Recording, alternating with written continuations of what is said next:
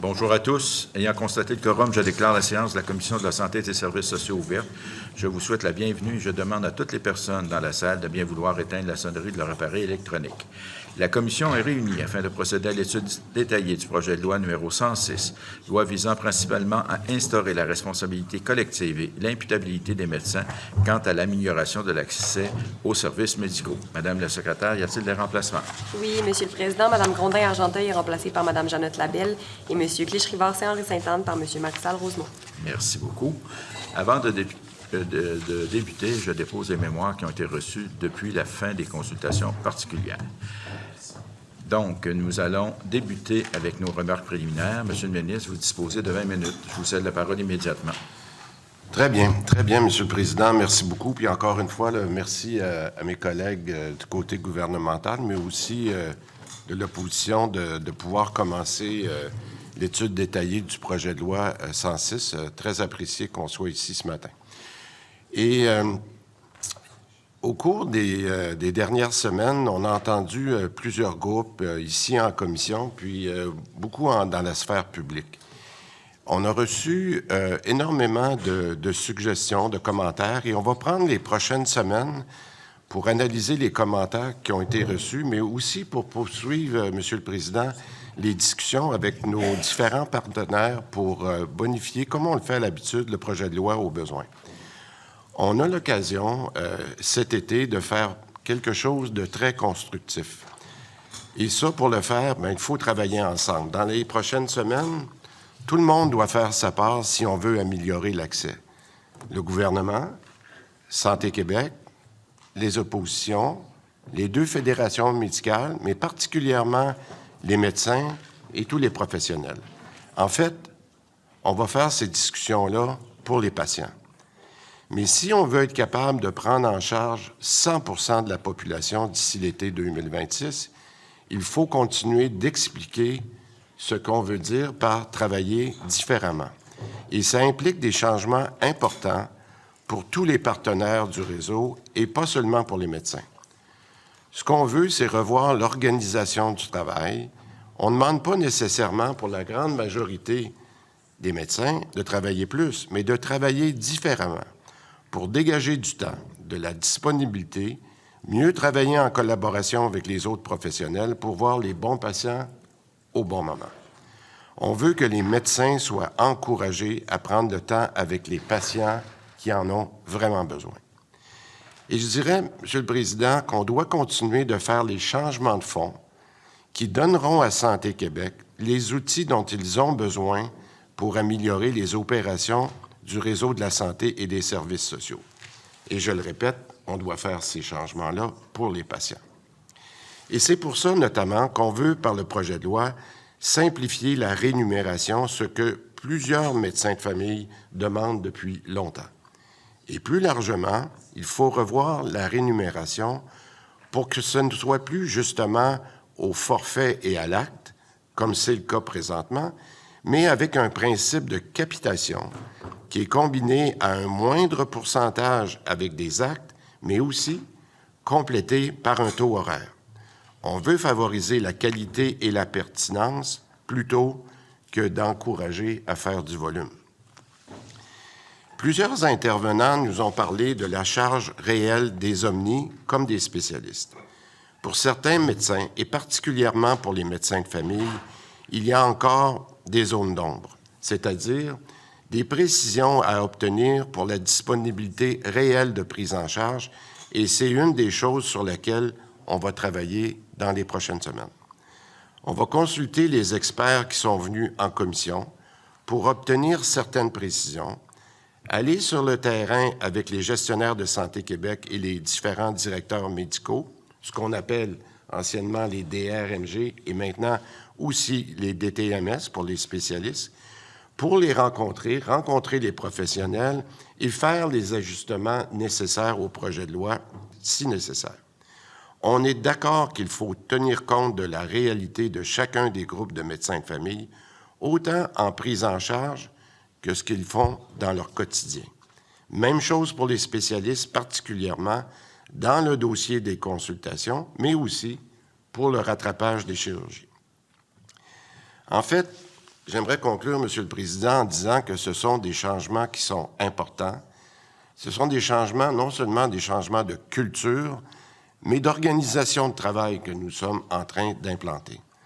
On a donc l'occasion, dans les prochaines semaines, de continuer à discuter ensemble des moyens pour rendre notre système de santé et des services sociaux plus accessibles.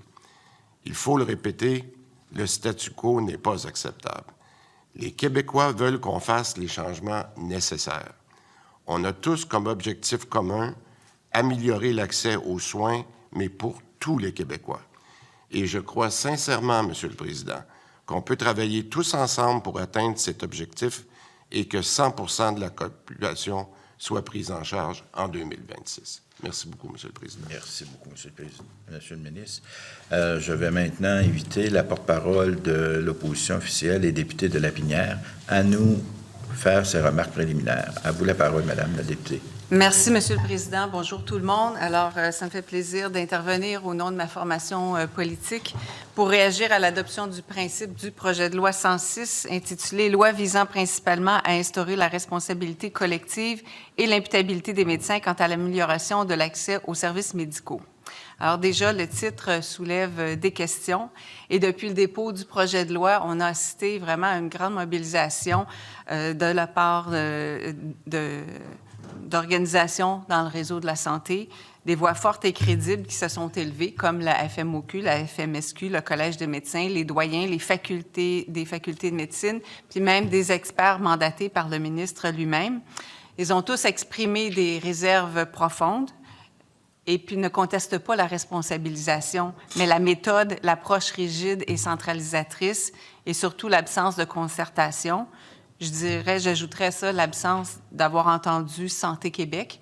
On ne sait pas ce que Santé Québec pense de tout ça et Santé Québec est devenu un joueur majeur en matière de santé au Québec, le nom le dit.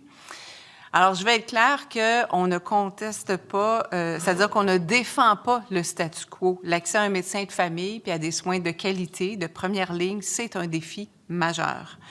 Il y a des milliers de patients qui attendent encore des rendez-vous essentiels. Donc, c'est normal de vouloir améliorer la situation. Je pense qu'il n'y a pas un Québécois ou une Québécoise qui ne veut pas améliorer la situation. Mais le projet de loi 106, en l'état, va trop loin et il va, selon nous, dans la mauvaise direction. Pourquoi? Parce qu'on veut lier une partie importante de la rémunération des médecins à des indicateurs qui sont définis par règlement, sans discussion préalable. On veut remplacer l'inscription volontaire des patients par une affiliation administrative. On impose un modèle sans égard aux réalités du terrain. Et je me souviens que durant les consultations sur le projet de loi 15, les gestionnaires sont venus nous dire que c'est important de pouvoir prendre des décisions, d'être habilités à prendre des décisions proches du terrain pour que ça fonctionne, pour l'organisation des soins, pour la prise de décision. Et dans ce projet de loi-là, bien, ce n'est pas le cas.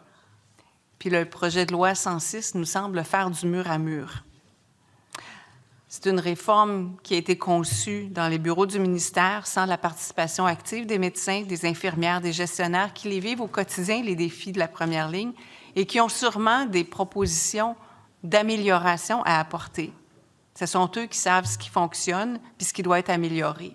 Puis c'est aussi important d'impliquer les patients parce que plusieurs groupes l'ont rappelé lors des consultations, ce sont eux qui sont les premiers concernés par les changements. Et à cet égard-là, je vais me permettre une petite parenthèse sur les fameuses pastilles de vulnérabilité. La médecine, je pense que c'est humain. Et quand on voit que les patients vont être réglés, les citoyens vont être classés selon des pastilles de vulnérabilité, alors que l'état de santé d'une personne, ce n'est pas cristallisé. Je peux être en excellente santé aujourd'hui. J'ai perdu mon médecin de famille l'année passée. Je n'ai pas pu avoir de test de diagnostic.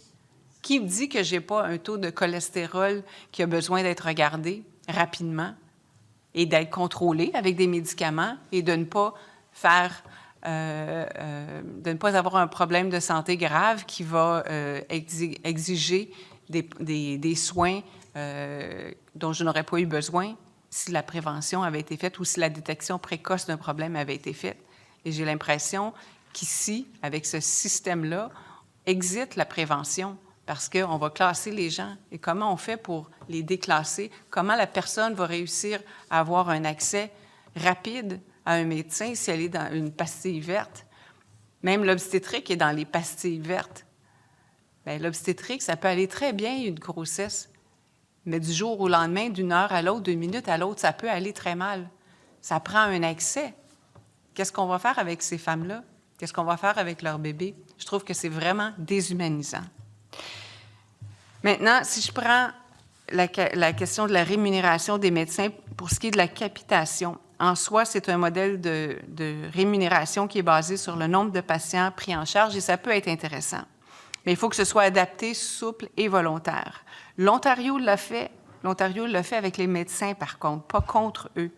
On leur a offert un soutien administratif, on a misé sur l'interdisciplinarité, on a adapté les modèles aux besoins locaux. Il n'y a rien de tout cela qui se trouve dans la version du projet de loi actuel. Peut-être qu'avec des amendements, ça s'y retrouvera, mais pour l'instant, ce n'est pas là. Et le lien fondamental entre le patient et le médecin, ça risque d'être fragilisé. C'est un lien qui repose pourtant sur la confiance et sur le choix mutuel. C'est pas juste un dossier là, simple à gérer puis par un algorithme puis à dire, bon, bien, c'est fait, c'est vu, à la prochaine.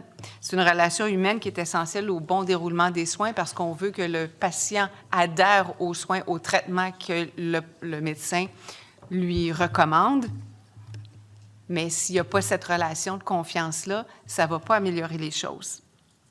Le projet de loi passe aussi sous silence des fonctions essentielles comme la coordination clinique, la formation des futurs médecins ou encore la recherche en première ligne. En concentrant tous les pouvoirs dans les mains de l'appareil étatique, on marginalise la gouvernance clinique. On impose une vision bureaucratique à un enjeu qui est profondément humain, comme je le disais tout à l'heure. Les groupes qui sont venus en commission parlementaire ont été très clairs. Aucun n'a appuyé le projet de loi dans son ensemble. Plusieurs ont demandé son retrait pur et simple, et tous ont exprimé des inquiétudes sérieuses sur les effets possibles du projet de loi. La démotivation, la complexité accrue, l'affaiblissement de la qualité des soins, et ce ne sont pas des signaux qu'on peut balayer du revers de la main. Et parlant de démotivation, je me souviens aussi du projet de loi qui a été adopté et qui oblige les jeunes médecins à travailler pendant 5 ans dans le réseau public, même si ce ne sera pas facile pour eux tous de trouver un poste où ils vont pouvoir effectivement pratiquer à temps plein dans le réseau public par absence de plateau, par absence de professionnels autour. Donc, j'ai l'impression qu'avec ce projet de loi-ci, le projet de loi 106, on vient ajouter une autre couche de frustration sur les jeunes médecins qu'on veut garder. Alors, je n'ai pas l'impression qu'on s'aide beaucoup. Ce que nous proposons, c'est un changement d'approche, de dialoguer, de bâtir avec les acteurs du réseau. Il faut offrir des incitatifs et pas des menaces. Donc, la carotte, pas le bâton. Il faut des outils flexibles et puis pas des règlements qui sont rigides. Puis, il faut surtout garder en tête que la médecine, ce n'est pas une production de masse. Ce n'est pas en forçant des quotas ou en multipliant les tableaux de bord qu'on soigne mieux. Ce qu'il faut viser, c'est la qualité, le temps investi, la relation durable, la relation de confiance, comme je disais tout à l'heure, entre le patient et le médecin, puis un climat de confiance dans lequel les équipes veulent s'engager. Je vais me permettre de faire référence à une lettre que j'ai reçue, un courriel que j'ai reçu et que probablement sûrement d'autres députés ont reçu aussi concernant le projet de loi 106. C'est une lettre d'un médecin de famille accoucheuse qui dit que le projet de loi l'indigne, la décourage et la démotive, et elle nous dit qu'elle exerce depuis plus de 20 ans. Elle travaille comme médecin de famille, donc surtout auprès des femmes enceintes et de leurs nourrissons, mais elle a aussi conservé une pratique générale pour participer à l'effort collectif pour le suivi de patients. Elle nous donne des exemples de son quotidien. Examen de routine d'un bébé de 6 mois en parfaite santé, donc une pastille verte, n'est-ce pas? J'ai déjà accordé 5 minutes de trop en regard de mes cibles. La mère, visiblement au bout du rouleau, me demande conseil pour aider son bébé à faire ses nuits. Je pourrais la référer au service social pour aborder cette question, mais la liste d'attente est très longue pour y avoir accès. Je prends donc 5 minutes de plus pour en discuter avec elle et lui fournir des ressources appropriées. Tant pis pour la performance. Je viens de jaser des options avec ma patiente cinquantenaire et en périménopause, détricotant tout ce qui circule à ce sujet. Je suis en retard. Elle présente aussi des symptômes anxieux, n'a pas d'argent pour voir une psychologue. J'essaie de trouver des outils d'auto-traitement avec elle. Tant pis pour la performance. Un premier rendez-vous de grossesse. On vous a expliqué que le dépistage prénatal, mon infirmière a répondu à vos questions. Oh, c'est vrai, ça fait 1 an qu'on attend le remplacement de l'infirmière allouée à la clinique. Je prends donc encore un peu de retard en décrivant cet examen, les risques et les bénéfices associés, tant pis pour la performance. Mon patient âgé qui a mal au genou depuis longtemps. Docteur, malgré vos pilules, malgré votre injection, j'ai encore mal. 3e visite pour ce problème. Pas bon pour mes statistiques. Il a besoin de physiothérapie, mais n'a pas d'assurance. Je tente de lui enseigner un programme d'exercice, tant pis pour la performance. Une nouvelle arrivante toute perdue dans les dédales administratifs, parlant peu de franglais. Google Translate à la main, je dois lui expliquer comment prendre un rendez-vous pour son bilan, tant pis pour la performance. Je ne suis pas parfaite, je fais du mieux que je peux avec tout mon cœur, essayant de pallier les lacunes du système, jonglant avec des rôles qui sont parfois loin de ma formation de médecin, avec un impact évident sur ma performance. Alors, je fais quoi? Je me limite à mon rôle de médecin et j'abandonne mon patient qui n'a pas accès à une infirmière, un psychologue, une travailleuse sociale, une physiothérapeute, ou alors je serai pénalisée parce que j'ai dit « tant pis pour la performance ».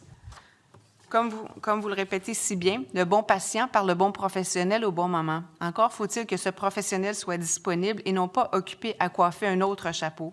Dans les conditions actuelles, me voilà donc face à un choix cornélien. Je suis performante au détriment de la qualité de mes soins ou je m'occupe de mes patients en ne me souciant pas de mes critères de performance. Allez-vous me sanctionner pour choisir de bien soigner mes parents? Voilà pourquoi elle demande nécessairement au ministre de retirer le projet de loi 106 qui n'aura pour effet que de réduire davantage l'accessibilité à un médecin de famille en entraînant des départs de médecins, en causant la fermeture de cliniques, en ajoutant de nouveaux patients à des équipes déjà débordées, en réduisant encore davantage l'attrait de la profession. C'est un mauvais remède à un mauvais diagnostic. Je pense que ce médecin, Monsieur le Président, n'est pas l'une de celles qui dit « moi, je travaille juste 2 jours ou 3 jours par semaine, sinon je vais payer trop d'impôts ». Je pense que son témoignage, et c'est pour ça que je tenais à le lire, nous montre qu'il y a des médecins qui en font beaucoup, qui vont prendre le temps nécessaire, qui ne verront peut-être pas 2000 patients, qui n'auront peut-être pas pris en charge 2000 patients, mais qui vont faire un travail qui est important et un travail de prévention aussi, d'aider une mère qui a de la difficulté parce que le nourrisson ne fait pas ses nuits. Bien, c'est important parce qu'à un moment donné, ça peut dégénérer la situation. On n'y pense peut-être pas tous les jours, mais c'est difficile d'être un nouveau parent. Puis quand c'est difficile de nourrir l'enfant, de lui faire ses nuits, que les parents n'arrivent plus à dormir. Il y a un cycle parfois qui finit de manière tragique. Donc, c'est important le rôle des infirmières autour et des médecins. Puis ce médecin-là le fait parce qu'elle n'a pas d'infirmière autour qui peut le faire. Donc, je pense que ça démontre à quel point on ne peut pas avoir un projet de loi qui va avoir des mécanismes mur à mur et qui va, tout en permettant, admettons, à ce médecin de continuer sa pratique telle qu'elle, bien, de pénaliser ses collègues de la même clinique parce que tout le monde va être pénalisé parce qu'il y en a un qui ne répond pas au nombre de prises en charge qui est voulu. Alors, je pense que c'est essentiel de rappeler que l'accès aux soins, ça ne se résume pas à obtenir juste un rendez-vous en première ligne. Il faut pouvoir accéder rapidement à une salle d'opération, à des technologies médicales modernes, à des examens diagnostiques fiables et à un suivi adapté. Tant que nous ne reconnaîtrons pas l'ensemble des maillons de la chaîne, nous tournerons en rond. Ce qu'il faut, c'est une vision globale, ambitieuse, résolument axée sur les besoins du réseau. En terminant, Monsieur le Président, comme mon collègue député de Pontiac l'a déjà dit, si le ministre souhaite véritablement apporter les modifications nécessaires à son projet de loi et répondre aux attentes exprimées par les différents groupes entendus, il pourra compter sur notre collaboration.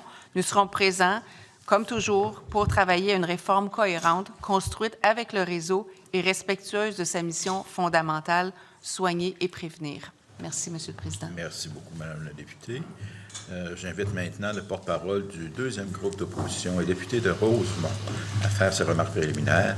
pour un temps maximum de 20 minutes. Merci, Monsieur le Président. Je vais faire un peu plus long que ce que je fais normalement parce qu'il y a beaucoup à dire sur le projet de loi 106, mais sur l'ensemble de l'œuvre du gouvernement et de ce ministre qui fêtera bientôt, je ne sais pas s'il va fêter, mais qui marquera bientôt le 5e anniversaire de son arrivée à ce poste-là. Ça le place parmi les ministres les plus durables en santé, parce que c'est un poste quand même assez exigeant, ça j'en conviens. Puis, c'est souvent des portes tournantes, mais 5 ans, chapeau d'abord, il faut le dire, c'est quand même tout un bail. Je le reconnais, je le reconnais. De mémoire, je crois que... Mais appréciez les fleurs, là, pour le moment, là. C'est de bonne foi et c'est de bonne grâce que je le fais. J'ai fait autre chose avant d'être politicien, mais j'ai couvert les politiciens, puis je sais ce que ça fait dans l'opinion publique, puis sur la place publique. Je crois que le recordman de ce poste, c'est Philippe Couillard, je crois, de mémoire. Alors peut-être que vous avez l'objectif de battre ce record. Je le sais pas. Mais bref, chapeau pour les 5 ans. J'entends le ministre nous dire d'entrée de jeu ce matin qu'il va prendre l'été pour écouter, pour consulter. Je lui souhaite des vacances aussi. Je nous en souhaite tous parce qu'on va en avoir besoin. Mais j'entends, mais je fais plus qu'entendre, j'enregistre. Que le ministre veut consulter, parler, retourner les pierres, retourner à ce qui nous a été dit aussi, parce que c'est à ça que ça sert, hein, les consultations. Je l'entends aussi quand il dit, et ça a été dit aussi par le sous-ministre l'autre fois, qu'il y aura une clause grand-père et que personne ne perdra son médecin. Moi, je crois à la parole donnée ici. Je reste sur mes gardes, mais je crois à la parole donnée. Il y aura grand-périsation. Je ne sais pas qui a dit ça l'autre fois. Je pense que c'est le sous-ministre Bergeron qui a dit ça. Alors, merci pour le terme que je ne connaissais pas. Ça enrichit mon vocabulaire. La grand-périsation. Mais c'est important que les gens le sachent, là, que ça a été dit. Puis, les gens sont nerveux de perdre leur médecin. C'est déjà assez difficile d'en avoir un. Même quand on a un, c'est assez difficile de le voir. Donc, il ne faudrait pas effectivement que, par un effet pervers d'un projet de loi, les gens se trouvent à perdre leur médecin. Il y a une question géographique, là, par exemple, si vous habitez en Annecy, mais que votre médecin est à Laval, puis que vous déménagez à Longueuil, est-ce que vous perdez votre médecin? On nous dit que non, puis il ne faudrait vraiment pas que ce soit le cas, parce que, vous savez, les limites géographiques, ça tient en une ligne. Hein?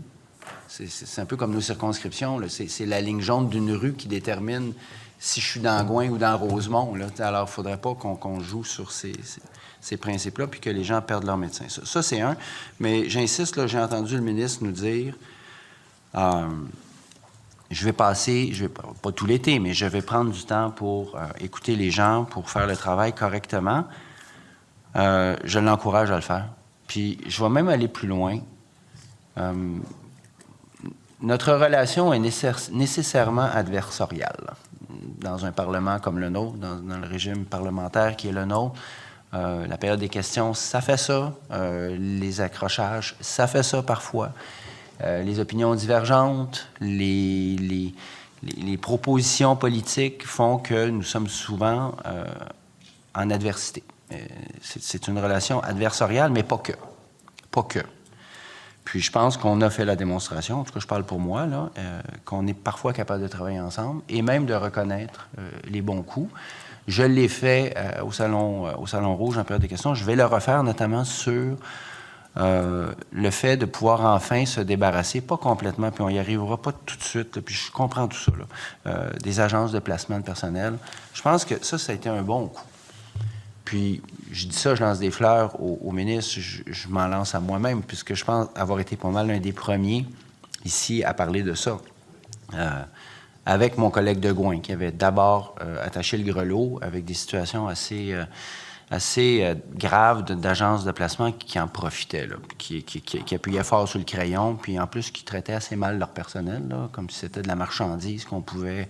Bref, nous avions été les premiers à attacher le grelot. Bravo, tant mieux si on est capable de faire ça.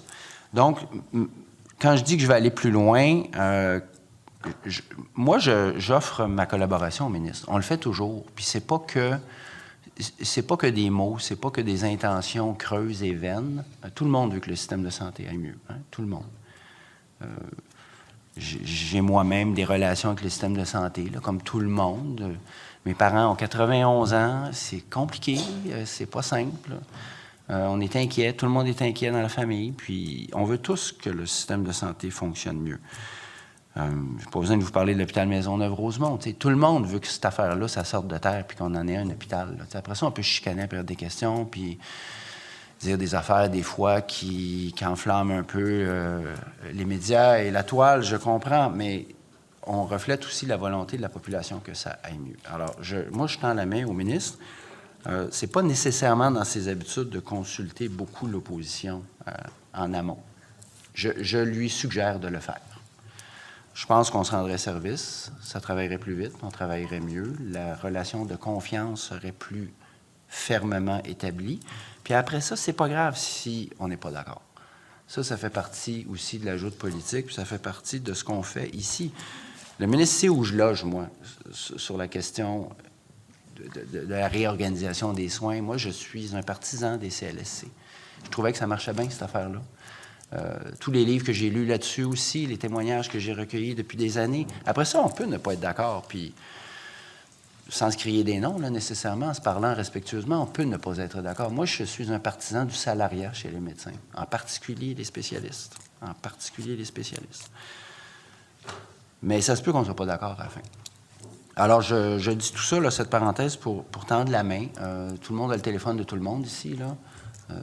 Parfois, ça peut être plus facile de voir venir puis d'essayer au moins de trouver quelques voies de passage communes.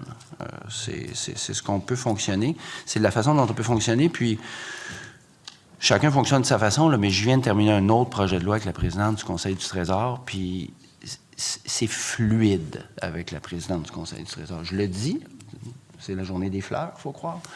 Mais c'est fluide, ça va bien. Il y a une collaboration.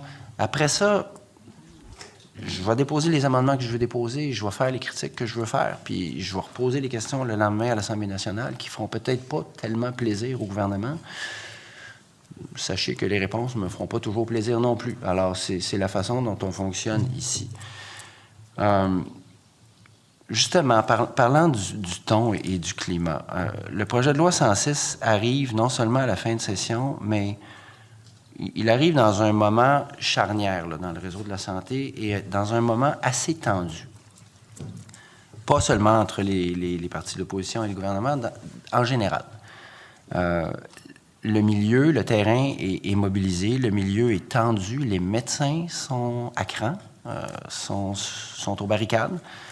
C'était le congrès de la FIC cette semaine. Là, je suis allé passer quelques heures, là, jaser avec le monde. C'est tendu. C'est très, très, très tendu. La population est tendue parce que post-pandémie, puis problèmes de santé, puis les hôpitaux qui s'effondrent ou qui menacent, la difficulté de se faire soigner. Tu sais, on est dans une situation tendue dans le réseau de la santé.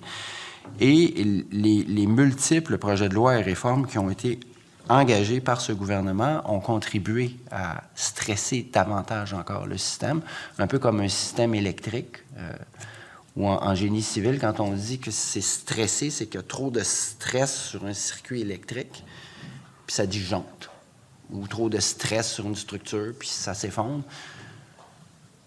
Je ne sais pas si on est rendu là, mais le stress me semble être assez maximal en ce moment dans le réseau, puis franchement, là, je vais le dire, là, le ministre parle souvent du ton de mes questions ou de celles de mes collègues.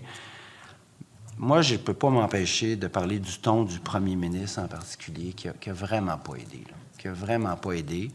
Je comprends que tout le monde fait de la politique ici, puis on vise des clientèles, puis on vise à passer des messages, mais c'est pas la première fois là, que le premier ministre met le feu aux poudres avec les fédérations de médecins. Puis les fédérations de médecins, oui, c'est des syndicats, oui, ils sont corpos parfois. Ben oui, bien sûr, tout le monde est corporatiste à sa façon. Ils défendent leurs membres, eux autres, fait qu'ils ne vont pas demander moins. Là. J'ai jamais vu un syndicat qui en demande moins. T'sais. Alors oui, il y a du corporatisme, puis il y a de la partisanerie de notre côté, puis oui, des fois, ça s'accroche, mais sais, à la fin, là, les syndicats, c'est formé de vrai monde, là. C'est du vrai monde, là, dans les syndicats. Quand le premier ministre nous reproche là, d'être sur les lignes de pitage ou de parler aux syndicats, bien, les gens qui font partie des syndicats, c'est du vrai monde. C'est du monde qui travaille pour nous. C'est du monde qui s'occupe soit de nos enfants, soit des patients. Alors, je comprends qu'on peut y voir un adversaire politique, mais ça peut aussi être un partenaire. Puis le fait est qu'on n'a pas le choix, ce sont nos partenaires. Ce sont les partenaires du gouvernement. On ne pourra pas jamais rien faire si on ne s'entend pas avec eux autres. Par la force ou par la négociation, mais ça va passer par une discussion avec ces syndicats-là.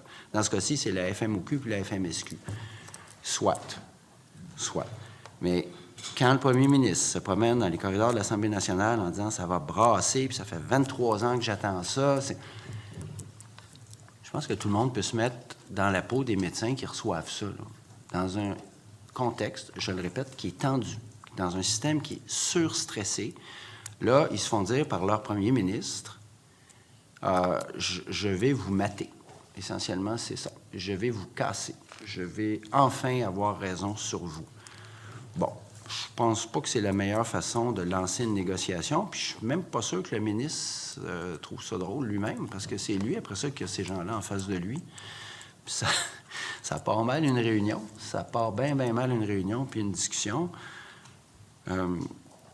Dans le milieu, là, il y a des gens qui m'ont dit cette semaine, là, des infirmières qui m'ont dit « On aime notre travail, on va le faire, puis on continue de le faire, mais j'ai l'impression d'être en guerre contre mon gouvernement. » Il y a une infirmière qui m'a dit ça. Puis c'est pas la présidente de la FIC, là, c'est une infirmière là, qui travaille justement à l'hôpital Fleury, là, puis qui m'a dit, dans le SIC, elle m'a dit « J'ai l'impression d'être en guerre contre mon gouvernement. » C'est pas l'idéal hein, pour avoir des négociations, faire des changements. Alors, je suggère qu'on prenne aussi le temps de respirer par le nez, tout le monde, pendant l'été, puis qu'on revienne frais et dispo en septembre ou au mois d'août, selon la prérogative du gouvernement, mais qu'on baisse un petit peu le thermostat, parce que là, il fait vraiment, vraiment chaud. C'est désagréable.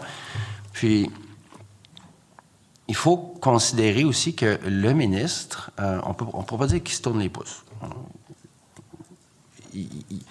Il en fait beaucoup. Puis dans la population, là, puis je le dis, là, c'est mon adversaire politique, mais je lui reconnais certaines qualités, notamment de communication. Puis moi, ce qu'on me dit souvent, les gens que je rencontre me disent « Ouais, mais lui, au moins, il essaye. Lui, au moins, il essaye. » Parce que le système, il est brisé. Ça, on le sait. Le système est brisé, on n'en a pas pour notre argent, on n'est pas capable de se faire soigner, on attend beaucoup trop longtemps, nos infrastructures hospitalières sont en mauvais état. Alors, il y a comme un capital de sympathie qui vient avec « oui, mais lui, au moins, il essaye ». Puis, je ne suis pas capable de dire « non, c'est pas vrai, il essaye pas ». Ce ministre, oui, il est actif, parfois même hyper actif.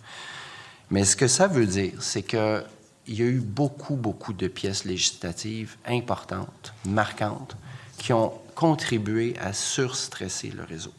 Puis moi, je pense qu'il faut quand même, à un moment donné, lever le pied un peu et pas essayer de tout faire en même temps. Parce que je pense que ça ajoute une certaine confusion. Et je rappelle qu'il y a un peu plus d'1 an, on a adopté le PL15, qui n'était pas juste important de par son ampleur, là, déjà ça, oui, c'est vrai que c'était tout un projet de loi, mais de par le changement que ça a amené, et je ne referai pas le procès de Santé Québec, tout le monde sait ici où je loge sur la question. Mais c'était tout un pavé dans la mare, c'était tout un morceau. Il faut l'avaler, il faut le digérer, il faut être capable de faire vivre ça. Puis on l'a vu que même les gens de Santé Québec sont eux-mêmes en train de se poser, de se placer, de s'organiser. C'est pas qu'un petit changement, peu importe ce que je pense du changement ici, c'est pas ça la question. C'est que ça fait beaucoup. Il y en a eu d'autres, peut-être plus mineurs, quoique, mais je vais aller tout de suite dans un grand saut dans le temps, à 83. Je me trompe pas, là, 83, les médecins, puis les jeunes médecins, puis leurs obligations, 83. Ça aussi, ça a été un pavé dans la mare. Ça a été un pavé dans la mare, ça a été mal reçu, ça a créé beaucoup d'inquiétudes, de confusion, de colère on se retrouve dans une situation, par exemple, avec, en particulier, les orthopédistes. Ceux et celles, mais c'est presque exclusivement des hommes, l'orthopédie, là. Je ne sais pas trop pourquoi, mais ceux qui sont sortis de l'RMQ ne veulent pas ou hésitent à revenir de peur de ne pas pouvoir ressortir. Certains, j'en connais un personnellement, qui s'est complètement désaffilié, qui a dit non, moi je ne jouerai pas à ça, je ne vais pas mettre mon autonomie entre les mains de Santé Québec qui va décider de son bon gré si je peux ou non sortir. Je ne dis pas que ce médecin-là a raison, là. Je lui donnerais raison sur le fait qu'il n'y a pas assez de temps opératoire, puis qu'il veut opérer, puis qu'il est parti au privé pour ça. Mais ce médecin et d'autres, ben lui, c'est désaffilié. Fait que la question est réglée. Mais les autres qui ne veulent pas revenir dans le système, ça c'est, comme dirait un médecin, c'est un effet secondaire là, du projet de loi 83. Je ne sais pas si ça avait été vu. Je pense que oui. Là. Je pense que ça avait été vu, ça avait été perçu là, comme une menace. Là. Mais on ne pourra pas durer ça. Ça ne pourra pas durer éternellement. Là. Ces médecins-là, il va falloir à un moment donné qu'ils se branchent. Puis, s'ils ne reviennent pas, ils ne peuvent pas facturer à la RAMQ. En principe, ils ne devraient pas opérer dans les hôpitaux publics. Moi, je trouve que ça cause un petit problème d'alignement ici. Là. Puis il y en a combien, puis combien de temps. Bref, tout ça pour dire qu'il y a eu une accumulation de projets de loi puis de réformes qui ont suivi la réforme Barrette, le projet de loi 10, qui n'était même pas encore totalement digéré dans le réseau. Fait que là, ça fait beaucoup. Là. Ça fait beaucoup en très, très peu de temps. Là arrive le projet de loi 106, qui vise, et je comprends l'objectif, qui vise à ce que le 1 500 000 orphelins, là, appelons-les comme ça, là, les gens qui ne sont pas pris en charge, qui n'ont pas de médecin, à ce que ce 1 500 000 personnes soient prises en charge d'ici 1 an. Je ne sais même pas si c'est possible de faire ça.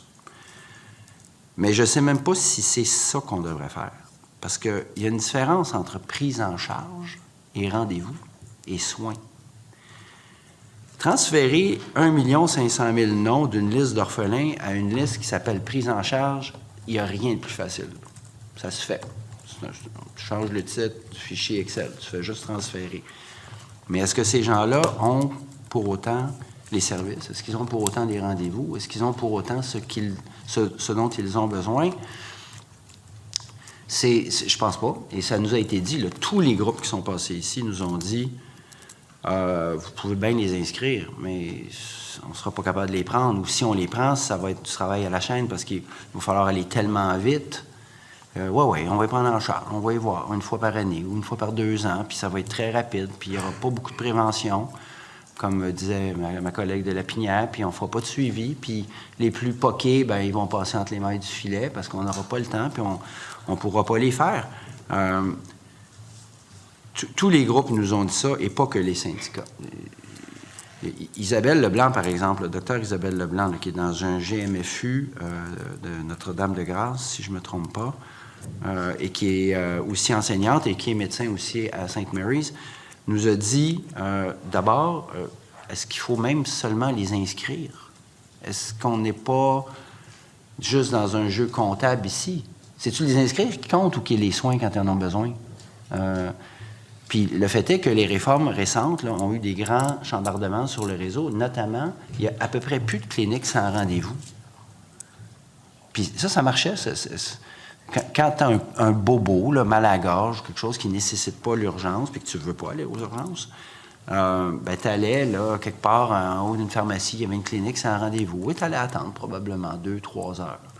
Mais c'est moins pire ça que d'aller aux urgences où de toute façon ce n'est pas requis dans ton cas, puis tu finis par voir un médecin avec les obligations de prendre maintenant les patients dans une banque X.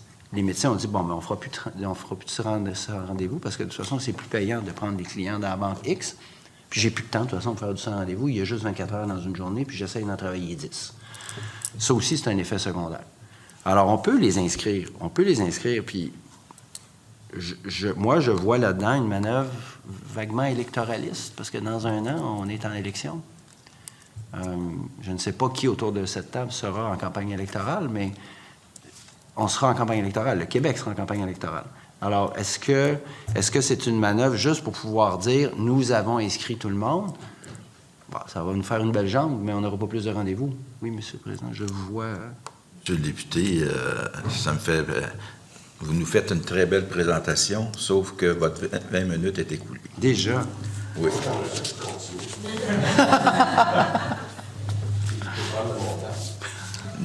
Ça ne fonctionne pas comme ça, malheureusement. Je m'excuse, monsieur le député. Ah non, j'étais parti, voilà. Ben, merci. Alors, je vais demander maintenant au député des Îles-de-la-Madeleine de nous faire ses remarques préliminaires. Vous aussi, vous avez un bloc de 20 minutes, monsieur le député. Merci beaucoup, monsieur le président. Bien, je vais essayer d'être à la hauteur de cette présentation qu'on vient d'entendre et m'insérer dans la continuité parce qu'effectivement, il y a des éléments qui ont été mentionnés que je partage complètement.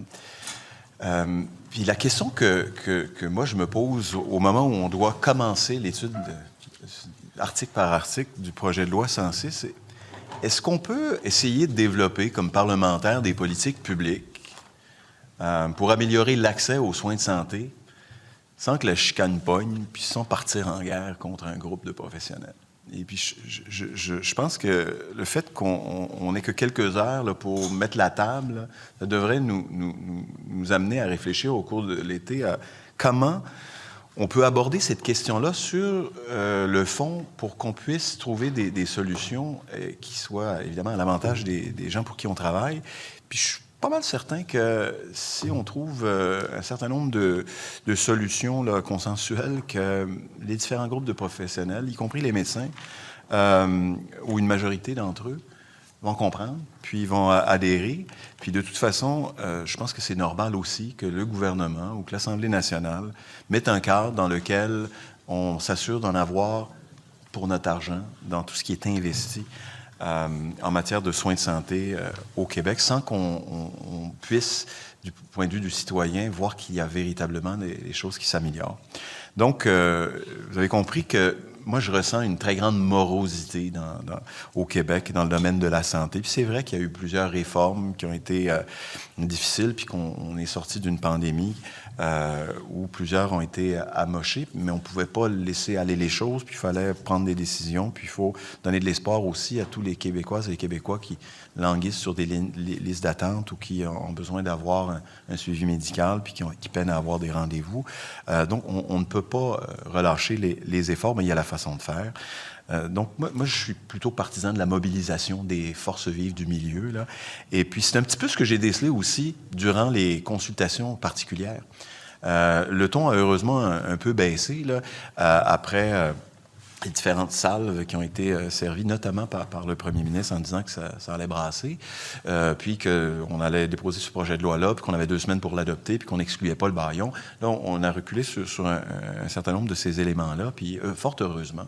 Je pense qu'il faut regarder ce projet de loi-là, puis les modifications, par exemple, au mode de rémunération des médecins ou à la définition là, de ce qu'on exige d'eux dans le travail qu'ils font pour la population et pour l'État du Québec.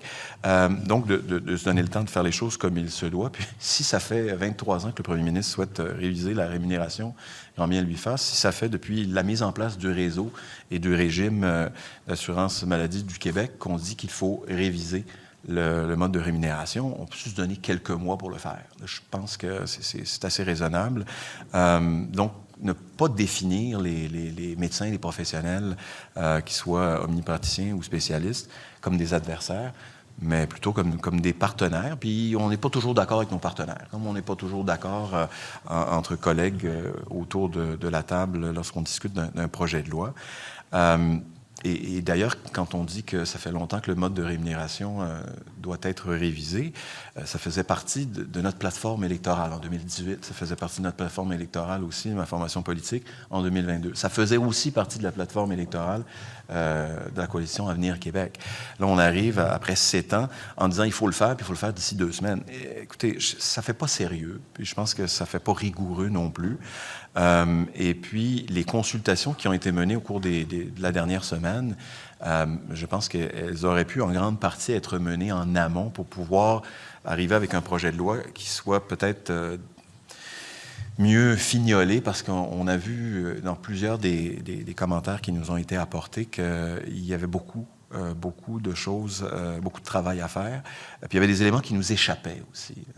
Le fait qu'on arrive, par exemple, avec un rapport qu'on a commandé sur les services de première ligne, dans la continuité d'un engagement du ministre qui nous dit l'engagement d'avoir un médecin de famille pour chaque Québécois, c'est derrière nous. On a mis ça de côté, ça n'arrivera pas, mais on veut que les Québécois soient pris en charge, puis ça va être une prise en charge collective. En attendant, on va mettre sur pied un guichet d'accès de première ligne, mais éventuellement, ce qu'on veut, c'est que chaque Québécoises et Québécois puissent avoir accès à un groupe de médecins, puis on veut travailler dans ce sens-là, et qu'on dit, on va voir comment, de toute façon, redéfinir la première ligne, puis qu'on donne le mandat de mémoire en janvier dernier à un comité d'experts qui fait une revue de littérature, qui fait des consultations, qui tient des forums, puis regarde comment ça se passe dans les autres juridictions, qui arrive avec un rapport qui doit être déposé à la fin mars, et que au moment du dépôt de ce rapport-là, le jour même où le rapport est déposé, on n'a même pas eu le temps d'en prendre connaissance, qu'on nous dépose un projet de loi qui va en grande partie à l'encontre des recommandations du rapport d'experts. Encore là, on se dit, mais c'est pas sérieux, ça. On peut pas fonctionner de cette façon-là. On confond les gens, le public, évidemment. On antagonise les partis, et puis ça va dans tous les sens, puis ça peut pas donner des résultats positifs. Alors moi, j'en appelle à une espèce d'approche plus rigoureuse, et c'est beaucoup ce qu'on a entendu aussi durant les consultations particulières, où les gens nous ont dit, il faut pas procéder à l'envers non plus, puis il faut pas procéder uniquement par une attaque en règle contre les médecins, et en particulier, j'ai le goût de dire, parce que ça, c'est patent, là, les médecins spécialistes. On leur reproche de ne pas faire suffisamment de chirurgie, mais les salles d'opération sont fermées en grande partie, là, un petit peu partout, parce qu'on manque de personnel pour les accompagner. On ne fera pas des opérations chirurgicales sur le lazy boy d'un bureau de médecin spécialistes. Ça ne fonctionne pas comme ça. On ne peut pas exiger qu'ils fassent des opérations sans leur fournir les équipes puis les plateaux techniques. Donc, c'est un peu une vue de l'esprit de déposer des exigences de performance dans un projet de loi si les conditions ne sont pas réunies pour qu'on puisse atteindre ces objectifs-là qui seront fixés éventuellement. Puis je ne suis pas contre l'idée que dans toutes les sphères, là, je pense que tout le monde a des expériences de travail où il est attendu des gens, qu'ils soient professionnels, travailleurs autonomes ou qu'ils soient employés d'entreprises, qu'ils livrent le travail pour lequel ils sont payés, qu'ils livrent un certain nombre, justement, de cibles qu'on leur a fixées. Et lorsque on est soi-même responsable de l'ensemble des conditions qui permettent d'atteindre ces objectifs-là, moi, je suis partant. Si le contrat, si l'entente est claire, puis qu'on sait que les conditions sont réunies, qu'il faut livrer la performance attendue, que ce soit pour les médecins, que ce soit pour les ergothérapeutes, que ce soit pour les députés comme nous ou les ministres, je n'ai pas de problème avec ça. Mais là, ce qu'on voit, c'est que c'est beaucoup plus complexe que ça. Et on a tendance à décrire le système comme un système où c'est noir ou c'est blanc. Il y a des bons médecins, puis il y a des paresseux, puis il y a ceux qui se défoncent, puis qui sont bienveillants, puis il y a les autres. Et c'est comme ça que les médecins se sentent. Puis bon, c'est sûr que je pense que c'est pas le contexte idéal pour arriver à trouver des solutions qui soient intéressantes. Puis c'est pas dans le dénigrement là, qu'on va susciter la collaboration ou minimalement le respect. Parce qu'à la limite, on pourrait imaginer qu'en bout de ligne, il y a un groupe de professionnels ou des médecins qui seront d'accord avec la solution qui est proposée. Mais si elle est généralement admise par l'ensemble des membres de la commission et des intervenants de la société civile, comme quoi c'est un pas dans la bonne direction, je pense qu'à un moment donné, il faut aussi pouvoir avancer puis pas renouveler le statu quo à chaque fois là, en disant qu'on y reviendra. On a fait ça en 72, 73, puis on en parle encore aujourd'hui. Alors, comme quoi, à un moment donné, il faut avancer.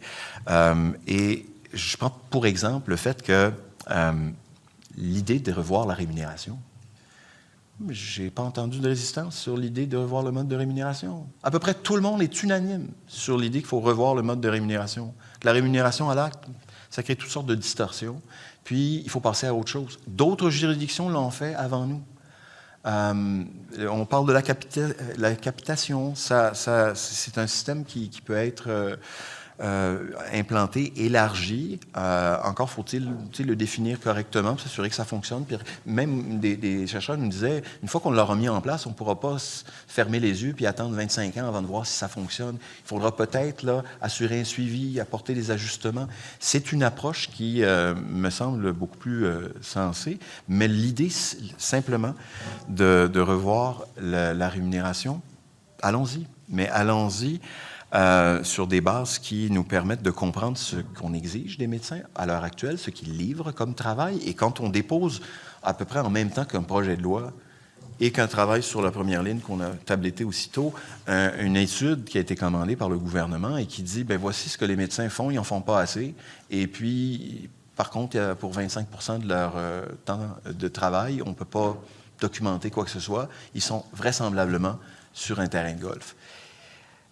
Encore une fois, c'est cette espèce de trou noir qu'on a identifié. C'est un signal, un drapeau qu'on agite puis qu'on dit on ne peut pas procéder avec la solution, ou comme le disent les médecins, avec le traitement, si le diagnostic n'est pas complet et s'il n'est pas solidement appuyé.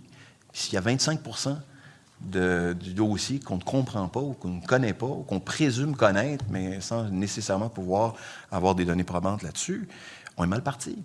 Et on l'a vu pendant les consultations, M. le Président, on avait complètement échappé, semble-t-il, du point de vue gouvernemental, l'idée que les médecins sont formés par des médecins, que la recherche se fait par des médecins, et que ces heures-là, bien, elles sont comptabilisées. Elles sont comptabilisées et elles sont même défrayées en grande partie par les universités.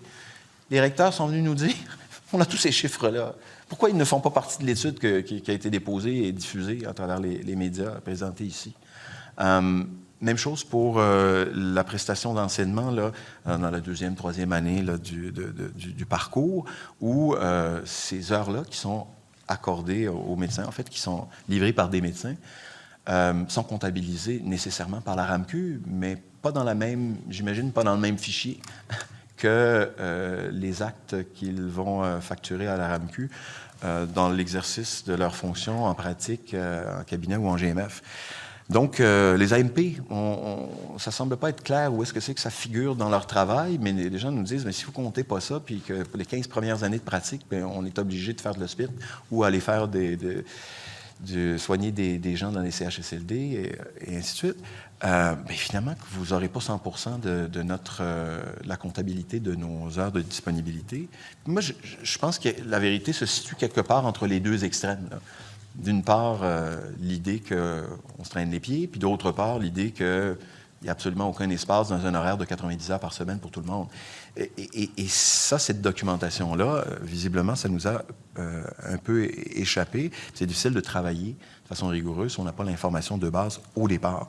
Alors, moi, je pense qu'il faut se repencher sur un certain nombre des mémoires qui ont été déposées, puis analyser ce qui a été fait, par exemple, en Ontario, ou, par exemple, on nous dit, je n'ai pas été vérifié, cette réforme-là, elle est entamée, puis on s'est donné 5 ans pour le faire. Ici, il faudrait le faire en 50 jours. Ça ne fonctionne pas. Et puis, pas parce que l'Ontario est plus intelligente que nous, parce que le système, il est complexe, puis parce que c'est un immense navire qu'il faut voir emprunter un trajet différent, vraisemblablement, puis que ça ne se fait pas en claquant des doigts parce qu'il y a une échéance électorale dans un an, comme le disait mon collègue de Rosemont. Alors, faisons les choses dans l'ordre. Et même chose pour l'idée d'une transformation du mode de rémunération opéré en Colombie-Britannique. Il y a quelque chose d'intéressant dans l'idée que plutôt que partir en guerre contre les médecins, on leur a dit, mais écoutez, on va revoir le mode de rémunération, puis ça sera vraisemblablement plus avantageux si vous adhérez au nouveau mode. Et comme par hasard, il y a plus de 90 % des médecins qui décident d'opter pour un mode qui est plus intéressant pour eux. C'est pour dire qu'il est moins exigeant en termes de prestation de travail pour autant. Et c'est là, c'est de trouver l'équilibre pour qu'on arrive à nos fins. Et si on a les mêmes objectifs, c'est-à-dire d'avoir un plus grand accès aux soins de santé de première ligne, Si c'est ça l'objectif, on peut procéder correctement. S'il y a d'autres objectifs, bien là, qu'on nous le dise. Mais moi, je pense que l'idée d'antagoniser certaines des professions liées aux soins de santé, ça ne peut pas être congruent avec un objectif d'améliorer le système. On voit qu'il y aura des résistances, on voit qu'il y aura des départs à la retraite, on voit qu'il y aura des départs pour le privé, il y aura des départs pour d'autres juridictions. Puis moi, je ne vois pas ça comme des menaces, je pense que ça va arriver. Ça va arriver. Si on ne prend pas pour acquis qu'on peut réformer le système de santé pour le rendre plus efficace et valoriser le travail de tout le monde là-dedans, dans des équipes multidisciplinaires ou interdisciplinaires. On a, puis là j'y vais pêle-mêle, mais des choses qui sont intéressantes. On nous pose la question, quelle est la combinaison des modes de rémunération qu'on devrait adopter? Parce que est-ce qu'il faut complètement éradiquer la question de la rémunération à l'acte ou la diminuer, et si oui, dans quelle proportion?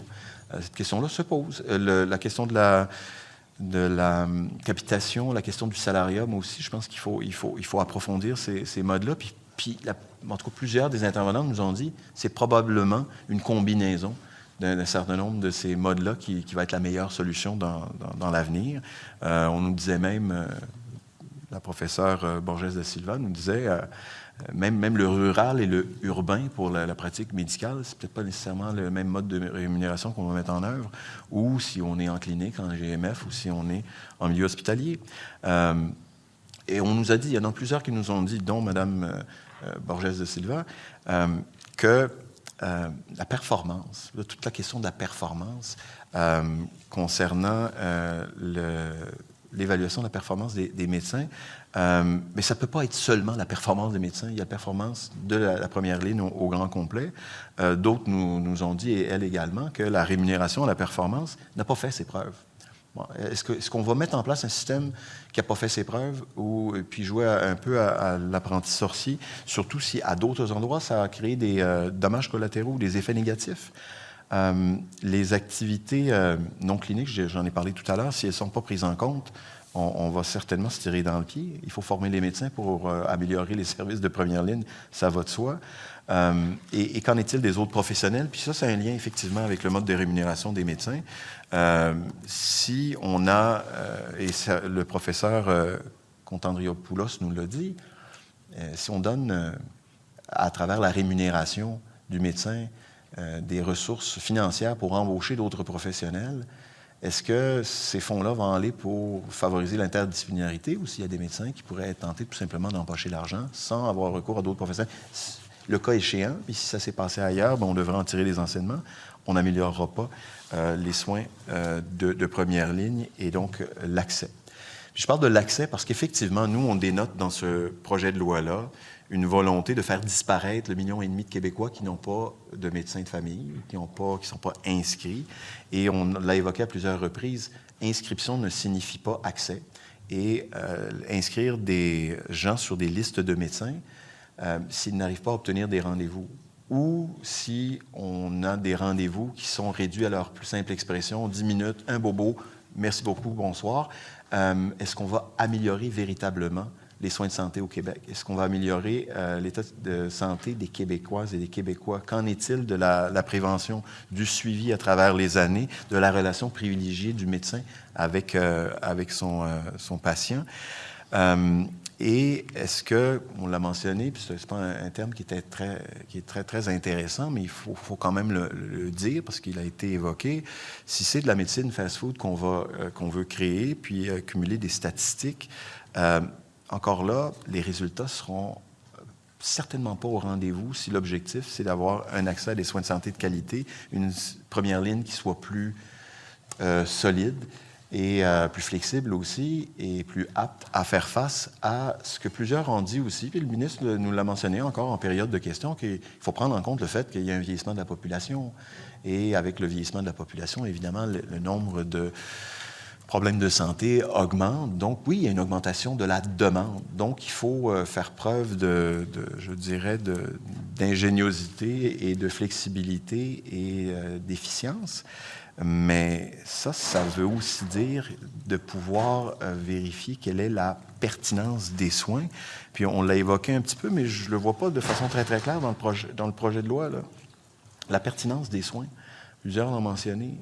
Quand on nous dit, de la part des médecins, qu'il y a 50 des cas qui ne devraient pas avoir à gérer parce qu'on frappe à la mauvaise porte quand on va dans leur cabinet ou on va au GMF, c'est problématique, c'est majeur. D'autres parlent de 30 Que ce soit 30 ou 50 ou quelque part entre les deux, c'est une perte de temps et d'argent incommensurable, puis c'est à ça qu'il faut s'attaquer.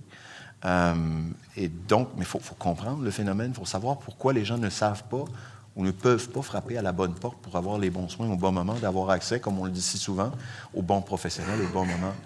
Et ça, je pense que les solutions à ce type d'enjeu-là dépassent de loin le projet de loi qu'on a devant nous, Monsieur le Président. C'est ça que je veux dire. Puis loin de moi l'idée de proposer des solutions. C'est un domaine qui est extrêmement complexe. Il y a des experts qui sont penchés là-dessus, qui travaillent depuis des décennies. Je n'ai pas l'impression qu'on a vraiment été chercher. Merci. Et vous avez cette information-là. Épuisé votre Merci bloc beaucoup. de temps. Merci. Y a-t-il d'autres députés qui souhaitent formuler des remarques préliminaires? S'il n'y a pas d'autres députés, nous en sommes maintenant à l'étape des motions préliminaires. Y a-t-il un député qui souhaite en déposer une? Monsieur le député de Rosemont? Oui, personne d'autre. Non, c'est bon. Oui. Oui, et je crois qu'elle a été envoyée. Je vais vous demander de la projeter à l'écran. Rappelez-moi là, comment on fonctionne déjà. Pour ça, je la lis, je la débat, puis on va à ta place, c'est ça? Ça fait juste 7 ans que je suis ici. C'est un bloc de 30 minutes. On va la projeter à l'écran et il y aura un débat qui va se faire sur votre motion préliminaire, monsieur le député. C'est bon, je comprends. OK.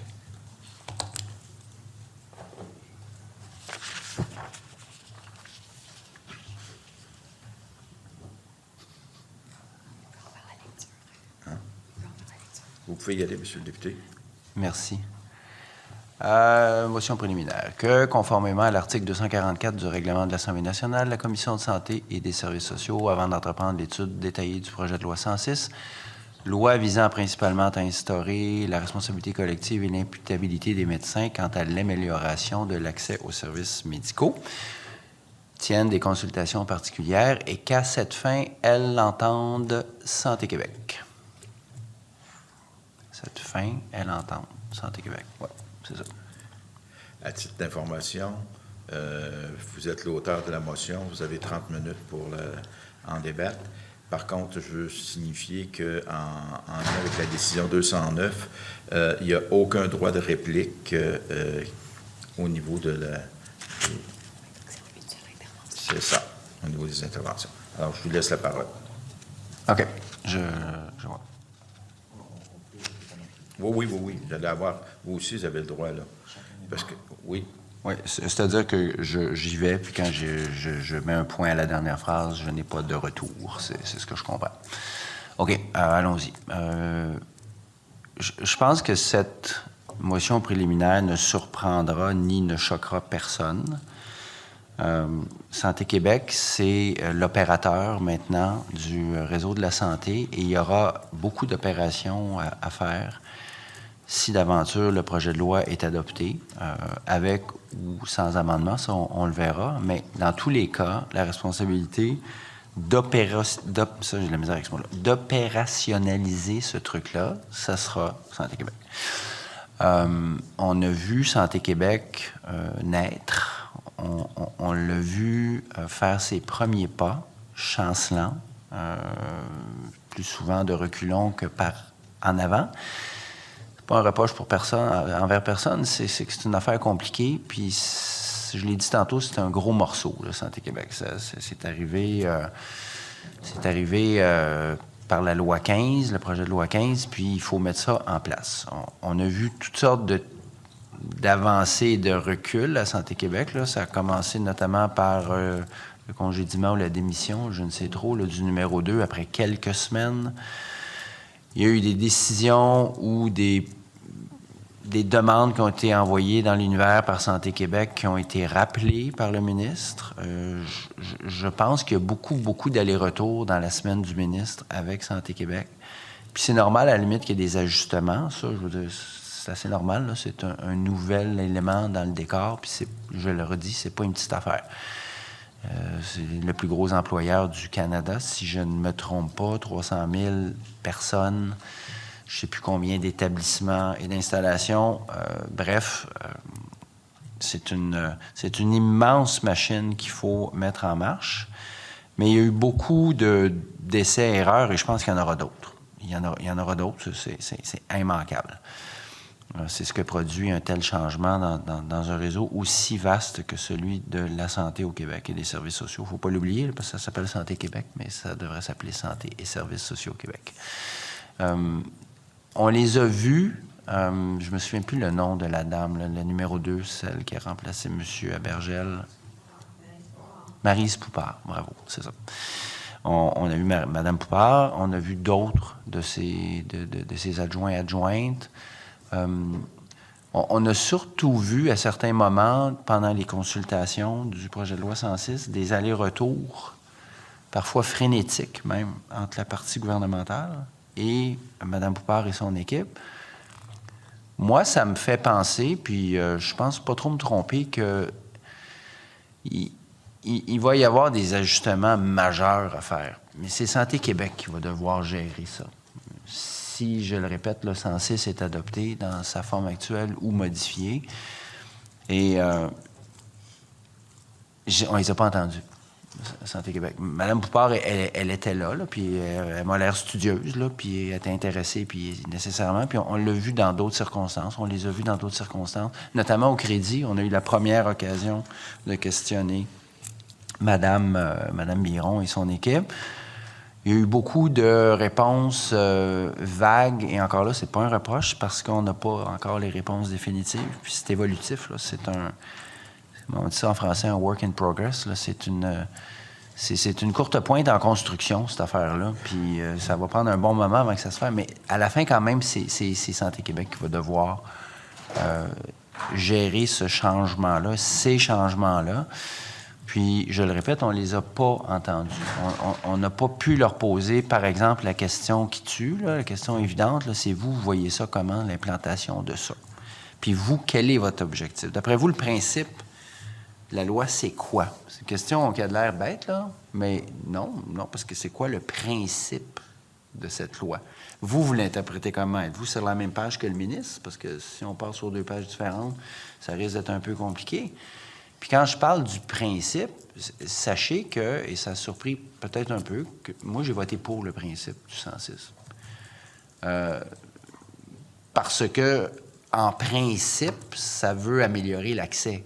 Moi, je ne peux pas être contre ça. Après ça, on verra le produit fini, puis on a entendu toutes sortes de choses. Je ne reviendrai pas sur ce que j'ai dit tout à l'heure dans ma première intervention, mais sur le principe d'améliorer l'accès, là, je me verrais mal dire je suis contre ce principe-là. Alors,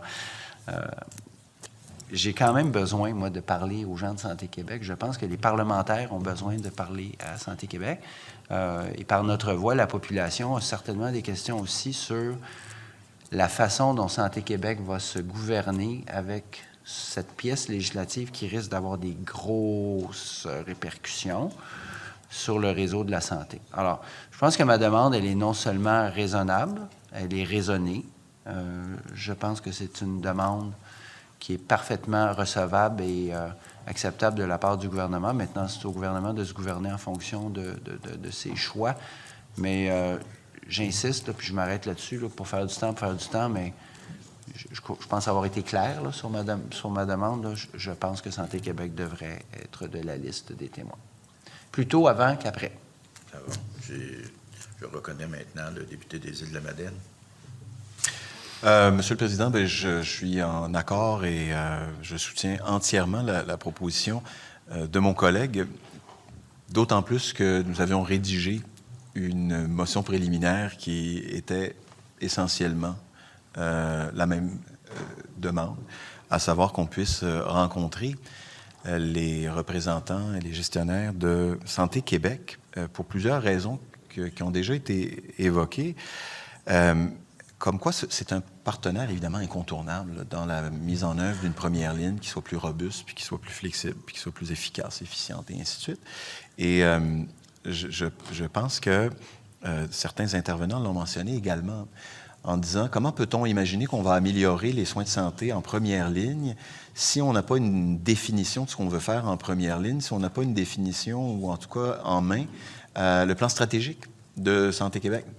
Je me souviens d'avoir entendu ça pendant les consultations, ce qui nous a rappelé l'existence de Santé Québec, puis qu'on ne peut pas l'ignorer, ce rôle fondamental que Santé Québec va devoir jouer, puis voir comment ils peuvent entrevoir les choses, parce que je ne pense pas qu'à tous égards, Santé Québec soit, disons, une société d'État qui doit agir sur commande et sans aucune espèce d'esprit d'initiative ou sans volonté propre d'agir dans l'objectif d'améliorer les soins et l'accès.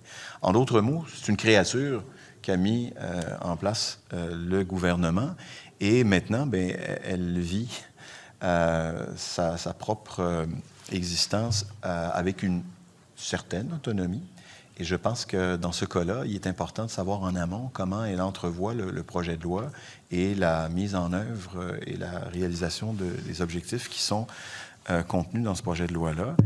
Puis j'ose espérer qu'ils ont déjà commencé à travailler à l'élaboration de leur plan stratégique, qu'ils ont commencé à réfléchir déjà comment on pouvait, dans les opérations, parce que c'est leur mandat, gérer les opérations.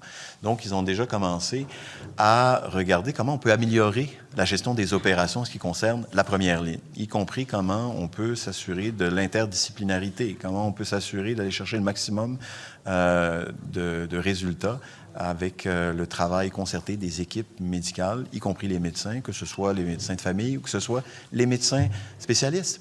Alors, cette réflexion-là, depuis décembre, j'ose espérer qu'elle est entamée et qu'ils peuvent développer un point de vue, à savoir si c'est un outil qui peut leur rendre service, leur être utile, et s'ils ont des améliorations à apporter. On ne va pas, dans ce cas-là, de jouer un rôle politique. Plusieurs des intervenants qui sont venus ici ont posé un regard objectif, un regard scientifique, ou de la part des universités, un regard davantage institutionnel ou académique sur le projet de loi. Je pense que la posture de Santé Québec est on ne peut plus importante pour la suite des choses. Connaître quels sont peut-être pour Santé Québec, quel est l'intérêt que revêt le projet de loi, puis peut-être, à certains égards, comment on peut s'assurer de l'améliorer pour pouvoir atteindre les objectifs qu'on a tous et que Santé Québec a à mettre en œuvre au premier chef. Ce qui me fait penser aussi, et je pense que c'est un peu regrettable, ce serait peut-être la première occasion pour la Commission de la santé et des services sociaux de pouvoir entendre les dirigeants de Santé Québec. Ils étaient présents de mémoire lors de l'étude des crédits, un peu en retrait. On a pu les entendre répondre peut-être à une question ou deux, mais un bon échange avec ceux qui sont responsables des opérations du système de santé aujourd'hui et pour demain, avec un défi aussi grand que celui de l'amélioration de l'accès aux soins de santé de première ligne, que ce soit dans le cadre de cette motion préliminaire, dans le cadre de ces travaux autour du PL, du projet de loi 106, ou à un autre moment, par un mandat d'initiative, si vous voulez qu'on dépose cette demande-là, qu'on puisse rencontrer Santé Québec après un certain temps, là, il me semble que c'est essentiel. D'ailleurs, de mémoire, on le fait aussi avec d'autres sociétés d'État. Hydro-Québec, par exemple. Son président vient répondre à des questions des élus de l'Assemblée nationale une fois par année. C'est un minimum. Je pense qu'en santé aussi, il faut y arriver. L'occasion serait belle. On a quand même 6 mois derrière la cravate. Il y a eu des bouleversements à mains égards, y compris à l'intérieur même de Santé Québec. Ils ont eu des mandats importants à appliquer de la part du gouvernement, notamment sur le plan financier. Mais ils ont aussi donné des mandats à des firmes de consultants pour essayer de développer leur vision, leur mission. Puis j'imagine regarder du côté du développement d'un plan stratégique. Où en sommes-nous? Puis comment est-ce que ce plan-là, ou ces travaux-là entamés, peuvent être propulsés par un projet de loi ou au contraire, que ce projet de loi-là puisse venir les contraindre davantage. Donc, moi non plus, je ne veux pas faire du temps davantage là, sur le bien fondé de cette motion-là, mais je pense qu'effectivement, Santé Québec, qui aura la responsabilité de mettre en œuvre une première ligne plus efficiente au cours des prochaines années, bien, c'est un peu l'éléphant dans la pièce si on décide d'ignorer son rôle au moment même où on s'attaque au projet de loi. Je pense qu'on ne fait pas nos devoirs de façon complète et approfondie et suffisamment rigoureusement pour pouvoir avoir l'ensemble des informations nécessaires pour entamer les travaux qui sont devant nous, Monsieur le Président. Merci beaucoup, Monsieur le député. Madame la députée de Lapinière. Merci, Monsieur le Président.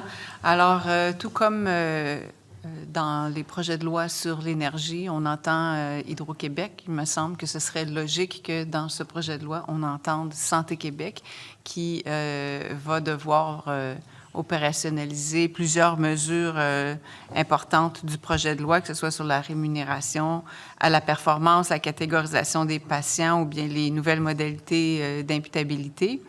Ce serait plus, les parlementaires seraient plus à même de voir ce que Santé Québec pense du projet de loi, en fait, de la faisabilité de sa mise en application, de sa mise en œuvre et de je dirais, la faisabilité d'atteindre les résultats, les objectifs du projet de loi tel qu'il nous est présenté ou tel qu'il sera peut-être amendé. Et aussi, ça permettrait aux législateurs d'avoir une reddition de compte de la part de Santé Québec au fil du temps à ce propos. Alors, ce serait, je pense, un geste de transparence envers les citoyens et les parlementaires, et on montrerait que les parlementaires prennent au sérieux le rôle de Santé Québec et puis veulent l'entendre. Et puis, on sait qu'ils vont déposer sous peu leur plan stratégique. Est-ce que ce qu'ils ont dans leur plan stratégique, ça rime avec les changements qui seraient apportés par ce projet de loi une fois adopté? Alors, ce serait tout à fait pertinent, Monsieur le Président, pour ma part, d'entendre Santé Québec, et donc j'appuierai cette motion du député de Rosemont. Merci beaucoup. Monsieur le ministre. Oui, très bien. Merci beaucoup, Monsieur le Président. Premièrement, je dirais pas que je suis surpris, mais je suis, je veux dire, agréablement surpris du ton particulièrement collaboratif de mon collègue de Rosemont et des députés des Îles-de-la-Madeleine ce matin. Et je dois vous dire à quel point je l'apprécie. Parce que dans mon introduction que j'ai dit ce matin, j'ai dit qu'il fallait trouver une façon constructive dans les prochains mois de travailler. Puis ce que j'ai entendu de vous deux ce matin, ça m'impressionne beaucoup. Puis je pense que c'est à ça que les Québécois s'attendent de nous. Qu'on prenne le temps dans les prochaines semaines de prendre un petit peu de recul, laisser tomber la poussière, puis de dire qu'est-ce qu'il faut faire pour que ça fonctionne. Fait que ça, c'est c'est mon premier commentaire. Je veux dire, vous ne pouvez pas imaginer à quel point je l'apprécie. Puis je suis certain qu'il y a des Québécois qui nous ont écoutés ce matin, là, puis qui ont dit, mon Dieu, ça serait-il le fun s'ils pouvaient travailler comme ça plus souvent. Puis vous l'avez bien dit, si vous me permettez de m'adresser directement au député de Rosemont. Ça fait combien? Au moins 4 ans qu'on travaille ensemble là, sur, vous l'avez dit, plusieurs projets de loi qui faisaient partie d'un plan. Là. Des fois, vous dites qu'il y en a beaucoup, mais c'est ça, faire des changements, c'est qu'il faut faire plusieurs gestes qui... Je parle souvent de convergence. Là. Des fois, on me cite avec M. Pellado qui parle de convergence. Là. Mais ça a pris plusieurs projets de loi que j'appelle structurants. Des fois, on n'en voit pas l'effet tout de suite, mais c'est quand on additionne ces différents projets-là. Puis j'ai beaucoup apprécié le commentaire que vous avez fait, parce que d'ailleurs, là-dessus, les 3 partis, on a travaillé, les 4 partis, en fait, le gouvernement, les 3 partis. Quand on a fait le projet de loi sur les agences privées, vous avez eu une collaboration incroyable, puis on a été capable de, comme on dit, de sortir la balle du stade, grâce à cette collaboration-là. Alors, moi, ce que j'entends ce matin, si vous me dites qu'on va être capable de travailler comme ça, puis ce que j'ai entendu, là, de vous deux ce matin. Mon Dieu, que je trouve ça encourageant. Puis j'espère que les Québécois vont mettre ça dans les bonnes nouvelles pour l'été. Fait que ça, c'était mon premier commentaire. Puis je vais répondre à votre demande, mais je voudrais vous dire, parce que je me souviens, monsieur le député de Rosemont, vous aviez demandé à rencontrer les gens de Santé Québec. Puis on l'a fait durant les crédits.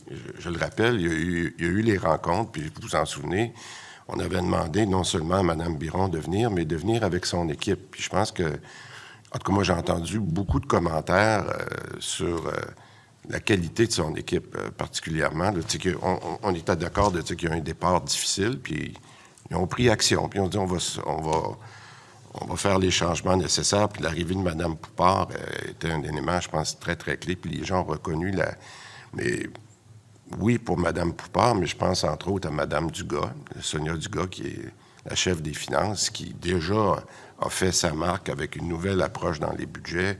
C'est quand même quelque chose, là. Puis j'utilise plus mon expression je parle de bon gestionnaire, de haut gestionnaire.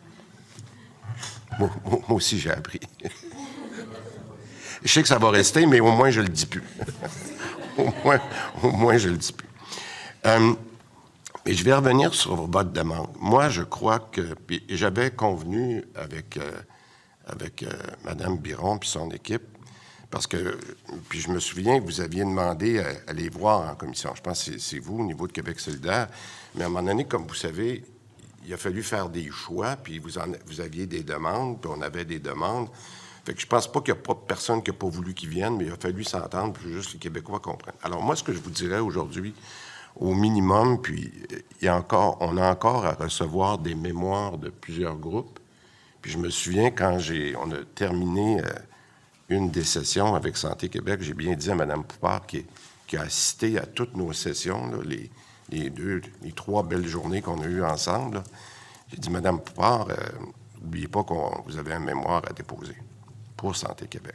Puis je pense qu'ils vont avoir l'avantage, si vous permettez. Donc, je vous le dis parce que vous me connaissez, là, je vais refuser votre demande, mais pas parce que je veux pas que Santé Québec intervienne, pour 2 raisons. Parce que je pense que là, ils ont eu le bénéfice, qui est un avantage, d'avoir écouté tout le monde. Puis ça, je pense que moi, j'en ai le bénéfice comme gouvernement d'avoir écouté tout le monde. Mais je voudrais que leur mémoire tienne compte de ce qu'ils ont entendu aussi. Fait que ça, c'est mon premier point. Donc, je ne fais pas refuser votre demande pour refuser.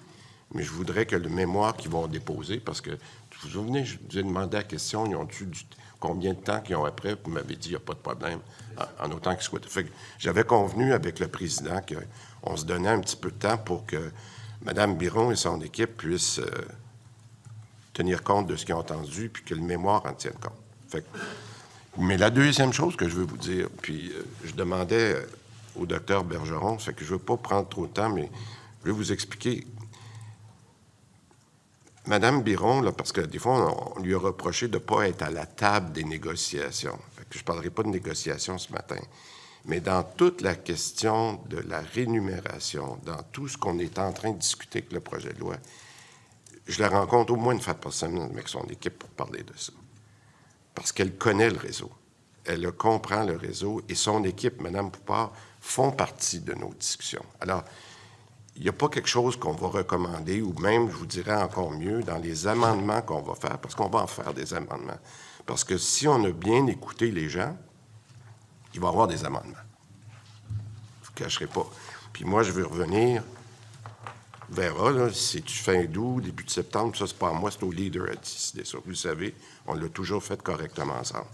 Fait que moi, je vous dirais, je vais poliment répondre non, mais un non très bien senti. Comment j'apprécie le ton ce matin. Puis je vous le dis, monsieur le député de Rosemont, à votre demande précise, est-ce qu'on va se reparler avant d'aller dans l'article par article? La réponse est oui. Ça, je veux juste que vous soyez conscient de ça. Puis je pense que le Parti libéral, je l'ai vu travailler autrement dans va vouloir faire la même chose. Alors donc, moi, je vous remercie. Puis je vous dis, je vais répondre officiellement non, mais je vais répondre oui au travail collectif qu'on va faire ensemble dans les prochaines semaines. Voilà. J'aurais besoin de votre consentement pour déborder légèrement du 13 heures qui va sonner. OK, excusez-moi. Alors, sur ça, je vais mettre aux voix la motion du député de Rosemont par appel nominal, s'il vous plaît. Madame la secrétaire. Pour, contre, abstention, M. Marissal Rosemont. M. Dubé-Laprairie. Contre. Madame Blouin-Bonaventure. Contre. Madame Jeannette Labelle. Contre. Madame Poulet-Laporte. Contre. Madame Picard-Soulanges. Contre. Madame Dorismont-Marie-Victorin. Contre. Madame Caron-Lapinière. Pour. Monsieur Arsenault, Île-de-la-Madeleine. Pour. Monsieur Provençal, Beauce-Nord. Abstention. Alors, la motion préliminaire qui avait été déposée par M. le député de Rosemont est donc rejetée. Est-ce qu'il y avait d'autres députés qui désiraient déposer des motions préliminaires? Alors, compte tenu qu'il n'y a pas de dépôt de nouvelles motions préliminaires, en vertu de l'article 165 du règlement, je fais motion pour que la commission ajourne ses travaux. Cette motion est-elle adoptée? Merci beaucoup. Alors, merci pour votre collaboration. La commission ajourne ses travaux sine die. Merci.